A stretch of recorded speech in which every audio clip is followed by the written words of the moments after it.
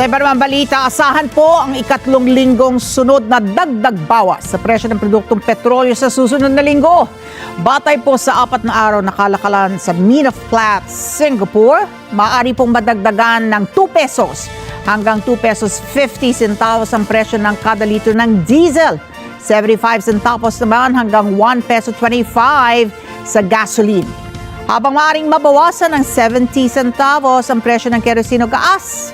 Ganoon pa ba ang nasabing presyo hindi pa po pinal dahil ang susundin ng mga oil company para sa galaw ng pump prices ay magmumula sa Department of Energy dahil nananatili pa rin po ang state of energy emergency. Ang muling price hike sa oil products ay bunsod ng umiinit na girian sa Middle East habang tumataas ang demand ng gasolina sa Northern America at Europe dahil nagsimula na rin ang summer season doon.